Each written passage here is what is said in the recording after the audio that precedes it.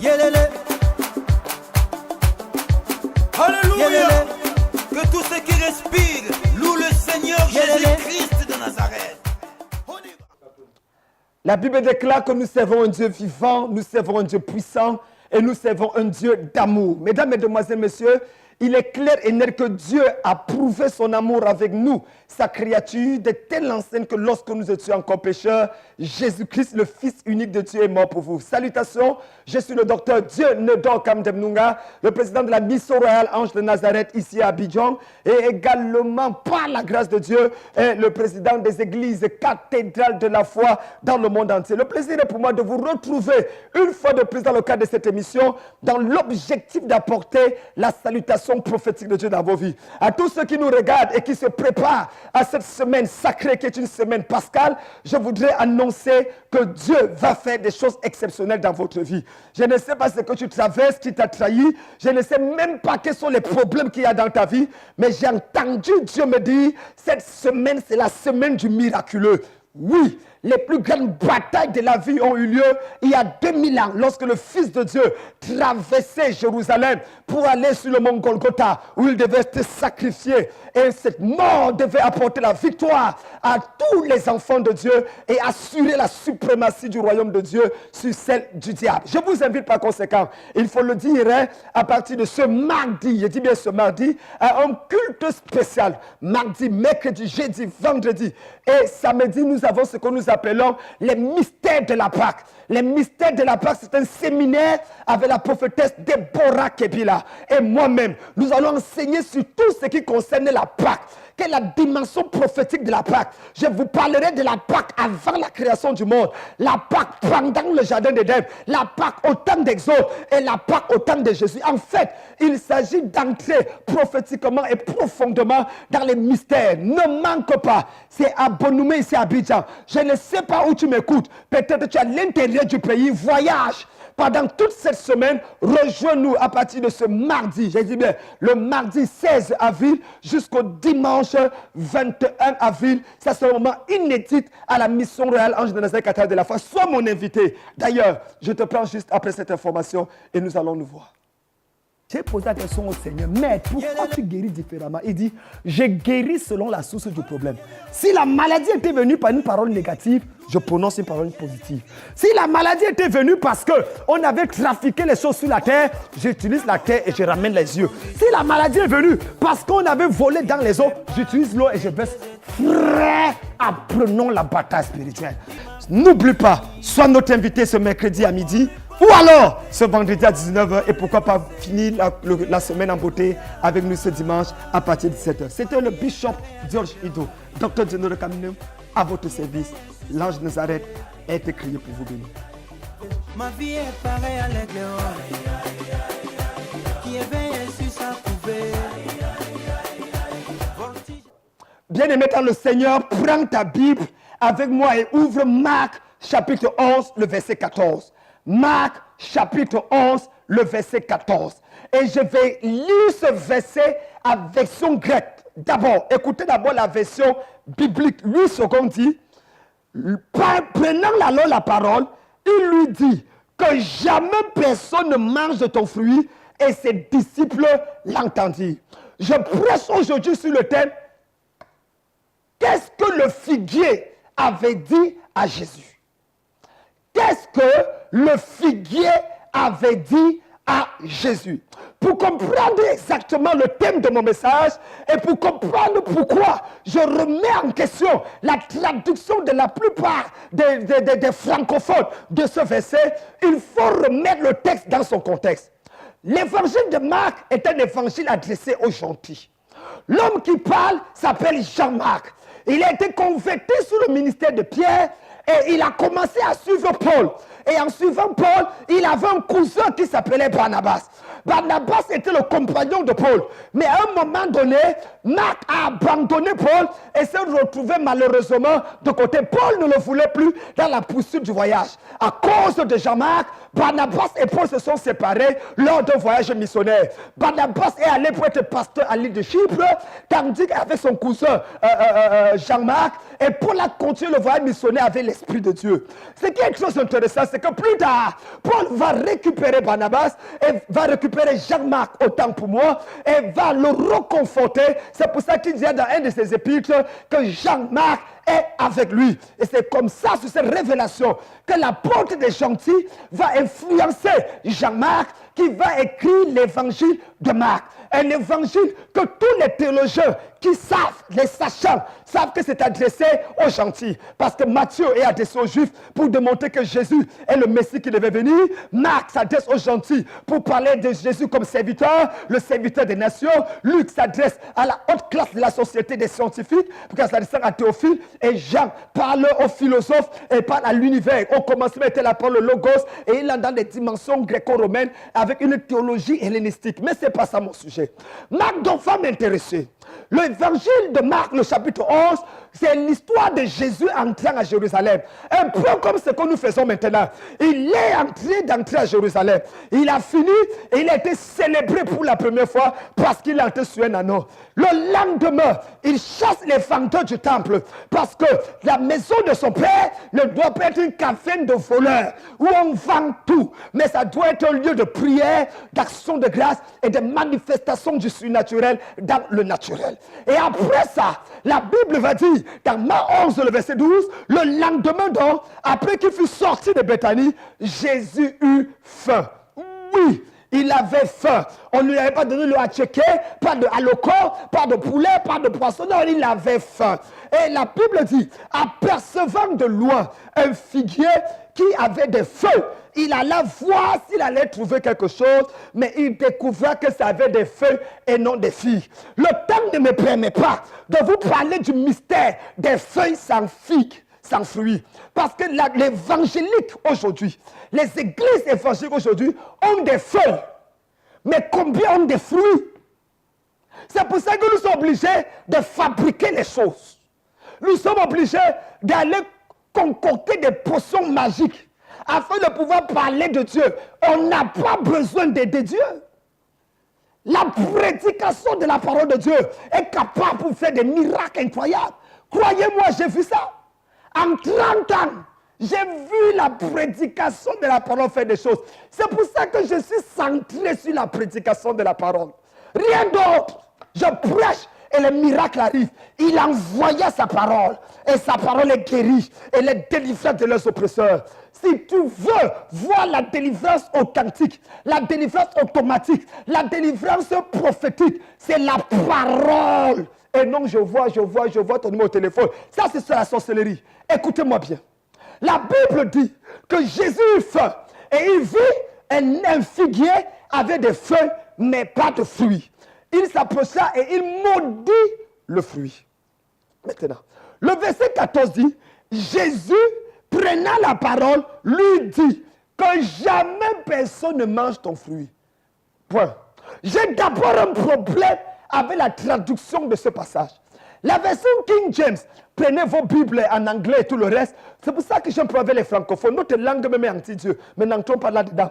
Et il dit, and Jesus answered, répondit. Not Jesus said, but he answered.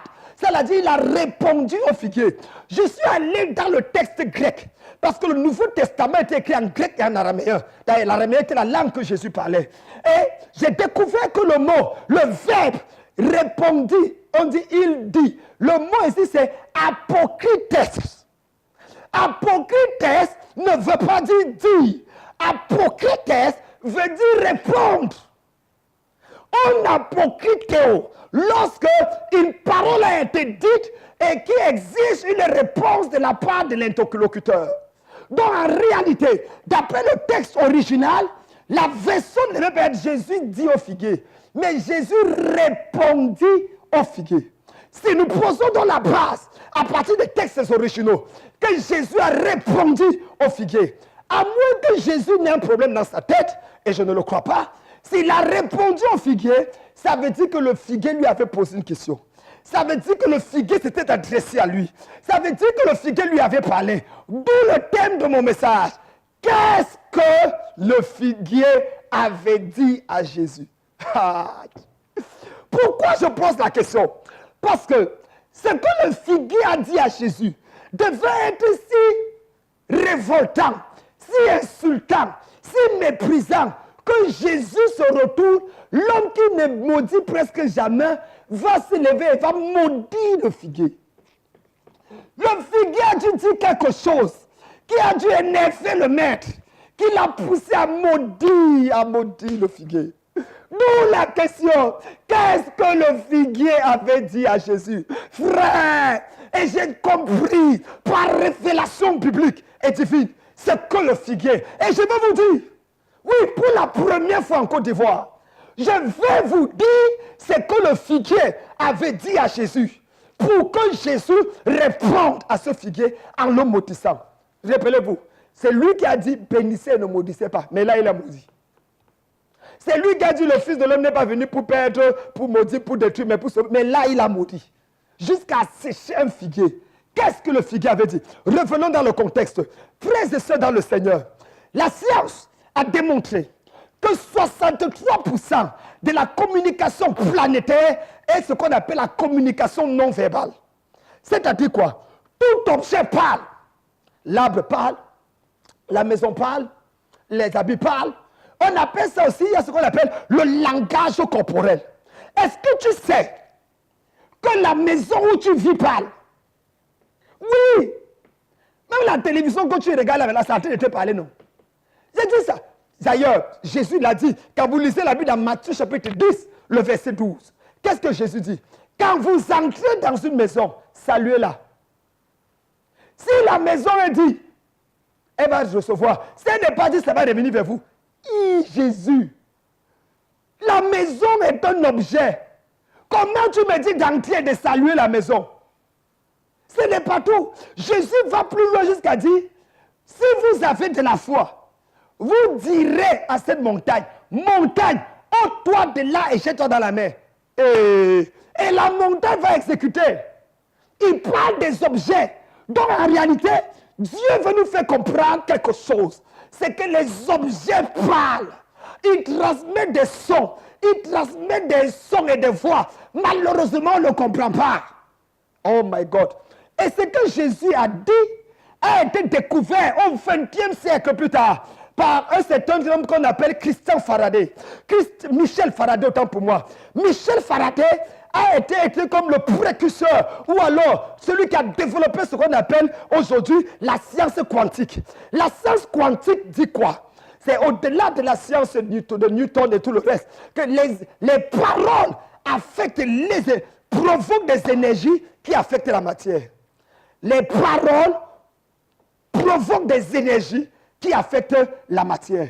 Je ne vais pas entrer dedans. Nous aurons un temps pour parler de la dimension scripturelle de la science et de révéler que Jésus était de loin avancé à ces choses. D'où la question donc, si l'arbre a parlé, si le figuier a parlé, qu'est-ce que le figuier avait dit à Jésus? 1. Rappelons-nous que c'est le figuier. Le figuier avait défié Jésus. En fait, pour comprendre, revenons à ce qu'on appelle la loi de la première mention. Dans Genèse, lorsqu'Adam et Ève ont péché contre Dieu, la Bible dit qu'ils ont entendu la voix de Dieu dans le jardin. Et ils sont allés se cacher. Écoutez bien, ils ont découvert qu'ils étaient nus. Et c'est avec quoi qu'ils ont couvert la nudité? Les feuilles du figuier. Oui, lisez la Bible dans Genèse 3. C'est avec les feuilles de figuier qu'Adam et Ève ont couvert la nudité. Quand Dieu les voit, il dit non, ce n'est pas la méthode. Cette méthode n'est pas spirituelle. Cette méthode n'est pas de moi. Cette méthode est de Chanel. Dieu va tuer un animal. Il va prendre les habits de peau de cet animal et il va couvrir la nudité d'Adam et Ève. Donc, le figuier parle d'une alternative autre que Dieu. 2. Le figuier parle de la déception. 3. Le figuier parle du fait d'avoir la solution sans Dieu. Oh my God. Oh, Rapasa Katanaba. Le figuier s'est présenté dès le premier Adam comme étant une solution pour pouvoir se priver, couvrir la nudité, couvrir mon péché. J'utilise le figuier. En fait, le figuier est en train de dire, on n'a pas besoin du sang versé pour être pardonné des péchés.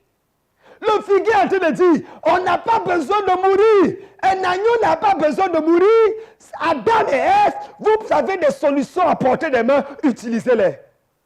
Or, près de 4000 ans plus tard, la Bible dit, Jésus-Christ apparaît. Et qu'est-ce que Jean-Baptiste dit? Voici l'agneau de Dieu qui ôte le péché du monde. La première fois que Jean-Baptiste présente officiellement Jésus, il le présente comme l'agneau de Dieu. Ça veut dire quoi? Ça rappelle l'agneau de la Genèse qui était mort. Numéro 2, écoutez-moi bien. Il dit voici l'agneau. Jésus est le deuxième Adam. Ou alors le dernier Adam. Le premier Adam est là et le dernier Adam. Or, le premier Adam a désobéi à Dieu dans le jardin d'Éden. Le deuxième Adam va obéir à Dieu dans le jardin de Gethsémane. Le premier Adam se retrouve dans la situation où il non seulement désobéit à Dieu, mais il est privé de la gloire de Dieu. Il cherche sa volonté de la volonté de Dieu. Le deuxième Adam va remettre la volonté de Dieu à la première place. Écoutez-moi bien. Donc, le figuier qui a parlé a dit à Jésus, tu es en train d'aller à la croix. Rappelez-vous que Jésus est la dernière semaine de sa vie sur terre. Il est en train d'aller mourir pour les péchés de l'humanité. Et le figuier, apercevant le figuier, il répond au figuier. Qu'est-ce que le figuier lui a dit? Le figuier s'est présenté sur le chemin pour lui dire, rappelle-toi que j'ai fait échouer le premier Adam. Je peux te faire échouer. Voilà les feuilles. Tu n'as pas besoin de te sacrifier. Et Jésus a maudit le figuier. Pourquoi je le dis? Rappelez-vous Jésus avec Pierre. De qui dit-on que je suis? Pierre dit, tu es le Christ, le Messie. Jésus dit à Pierre, tu es heureux. Ce n'est pas la chair et le sang, mais c'est mon esprit qui t'a révélé. Quelques minutes après, je vais à la croix. Pierre dit, à Dieu ne plaise, tu n'iras pas. Jésus dit, arrête de moi, Satan. Le même Jésus qui, quelques minutes après, a célébré Pierre pour sa connexion avec l'esprit, quelques minutes plus tard, va prononcer la parole la plus dure à l'un de ses disciples. Arrête de moi, Satan. Pourquoi? Parce que Pierre se plaçait entre lui et le chemin de la croix. Jésus ne pouvait pas accepter. La même manière, le figuier se plaçait entre lui et le chemin de la croix. Jésus répondit au figuier et il lui dit, hey, que personne ne mange plus jamais de ton fruit. Parce qu'à partir d'aujourd'hui, l'humanité aurait raison de salut. En maudissant le figuier, Jésus était en train de dire, je m'en vais résoudre le problème de l'homme à la racine. En maudissant le figuier, Jésus était en train de dire, à partir d'aujourd'hui, la solution est la volonté de mon Père qui veut que l'homme soit couvert, protégé, béni, sanctifié, justifié, établi et glorifié. C'est par le sang. Je vais verser mon sang. Qu'est-ce que le figuier avait dit à Jésus? C'était le langage de la déception. Le langage d'une vie sans solution. Le langage d'une vie sans sacrifice. Jésus a dit non. Il a maudit le figuier et il allait. Le deuxième Adam a corrigé les erreurs du premier Adam. Et je suis venu parler à quelqu'un. Je ne connais pas les erreurs que ton père a commises. Je ne connais pas les erreurs que ton grand frère, ton pasteur, ton leader a commises. Mais tu ne commettras pas les mêmes erreurs au nom de Jésus. Oh my God. Je viens prier pour quelqu'un aujourd'hui. Il y a quelque chose qui se tient entre toi et l'appel de Dieu. Il y a quelque chose qui se tient entre toi et ta destinée prophétique. Pendant que tu lèves ta main et que tu dis Amen, je te libère de cela. Je te libère, je te libère, je te libère. Sois libéré au nom de Jésus. Je parle à toi. Je ne sais pas ce qui te tire par derrière. Chaque fois que tu vas avancer, Ça a arrêté le pasteur qui t'a ordonné. Ça a arrêté celui qui t'a baptisé. Ça a bloqué ton grand frère. Ça a arrêté ton père, ta mère, tes oncles. Personne n'évolue. Le même problème depuis des générations. Mais aujourd'hui, parce que tu suis ce message, je me tiens comme l'envoyé de Dieu pour dire l'échec est fini de ta vie. Pour dire la souffrance est... Écoutez-moi, j'ai prié cette semaine. Une femme est arrivée à la mission royale Ange de Nazareth avec un problème sérieux. Dans sa famille, c'est la catastrophe totale. Je suis sérieux. Et sont 3 sœurs qui sont arrivées à l'église. Et je prêchais la semaine passée sur le cri de l'autel de la maison de mon père. Déraciner les arbres mystiques. J'ai dit, plusieurs personnes en Afrique ont leur vie attachée dans les arbres. Mais on ne sait pas où est-ce que nos parents faisaient des sacrifices. En bas des arbres, ton cordon ombilical, en bas de l'arbre. Et pendant que je parlais, Dieu m'a révélé qu'il y avait des femmes dans la salle, leur cordon ombilical dans l'arbre. C'est pour ça qu'il y a une image dans leur vie. J'ai prédit, j'ai déraciné l'arbre au nom de Jésus. Mesdames, mesdemoiselles, messieurs, vérité de vérité devant Dieu. C'est dit, ça ne fait pas encore 72 heures qu'elle a donné le témoignage. Venez dimanche, je vous montre la femme. L'arbre, dans son village, le baobab du village a été déraciné. Tout le village s'est rassemblé. Il y a eu conseil au village. On appelle de partout. Et on leur dit, elles sont 5 dans leur famille. Si vous partez, c'est l'oncle qui veut le dire, vous partez à côté de l'arbre au village, l'arbre va se relever. Et nier, l'arbre là quoi avec nous? Parce que c'est là où on avait attaché le cordon. Je me tiens ici au nom puissant de Jésus de Nazareth. Tout arbre mystique dans la concession de ton père, dans la concession de ta mère, tout arbre mystique où on a attaché le nom de ton mari, le nom de ton enfant, ton propre nom, pendant que tu dis fire, je te libère.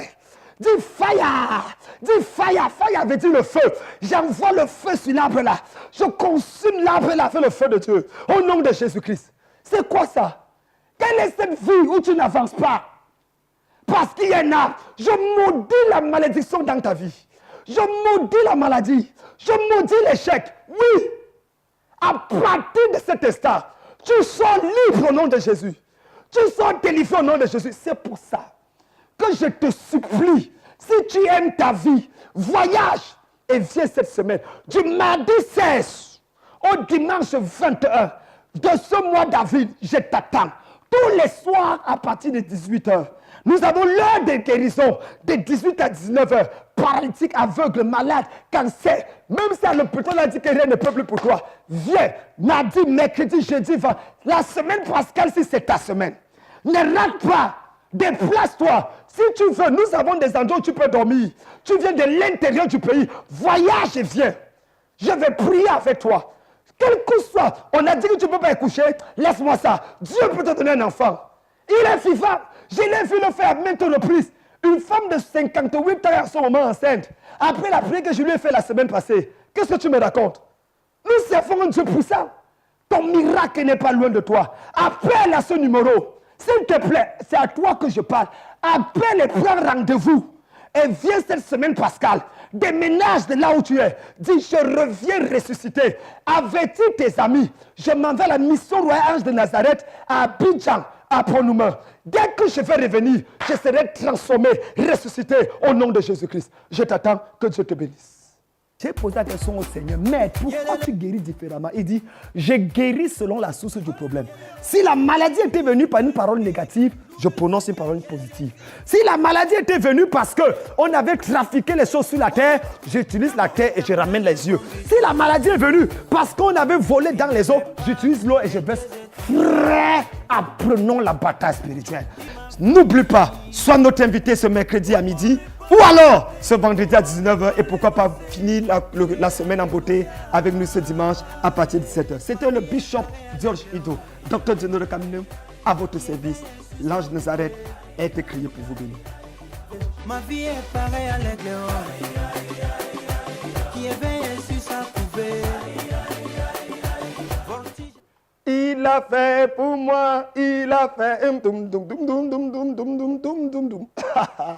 Eh oui, mesdames, mesdemoiselles, messieurs, cette semaine est exceptionnelle. Semaine pascale, les mystères de la Pâque. Sois mon invité ce mardi 16, mercredi 17, jeudi 18 et vendredi 19. Nous avons une série de séminaires incroyables, des messages révolutionnants et bouleversants. Ne manque surtout pas. C'est de 18h. Je prie pour tous les cas de malades, maladies incurables. Si tu as quelqu'un à l'hôpital, déplace la personne. Nous prions et Dieu agit. Jésus guérit et c'est la meilleure semaine. 18h, 1h, on appelle ça l'heure de guérison. Venez à dès 17h30 pour réserver vos places dans la nouvelle salle de la cathédrale de la foi ici à Abidjan, Missora Ange de Nazareth. Oh my God, une très belle salle. Vous allez voir vous-même. Ne manquez pas. À partir de 19h, c'est la croisade de miracles et de prodiges sur les mystères de la part. N'oubliez pas, chut, je viens de danser parce que ce samedi 20 avril, la veille de la résurrection, nous allons célébrer Dieu dans une victoire éclatante. S'il te plaît, ne manque pas. C'est bien sûr ici à Abidjan. Bonne humeur. Nous clôturons la croisade avec un concert géant, les Royal Voice et 4 groupes de louanges différents. Nous allons célébrer Dieu sur le thème Jésus, mon essentiel, avec le Jesus Ministry Forever. Dieu va te parler, va te faire du bien. Ne rate pas ce concert ce samedi. Et le dimanche, tout le monde en blanc. Dimanche à partir de 17h. Ah, ça va déménager. Le culte de la Pâque. Et n'oubliez pas, le dimanche matin, dorénavant, nous avons ce qu'on appelle le cours par excellence, allons en eau profonde. Il s'agit d'un culte agapéo, où je parle et prie personnellement pour les gens qui ont soif de voir Dieu. Sois mon invité en tout cas ce dimanche et n'oublie pas ces grandes croisades. Que Dieu vous bénisse. Docteur John Kamdemnunga, c'était mon nom. Appelez et nous allons prier ensemble. Amen. Yelele. Alléluia. Yelele. Que tous ceux qui respirent louent le Seigneur Jésus-Christ de Nazareth. On y va. L'éternel conduit son peuple haut.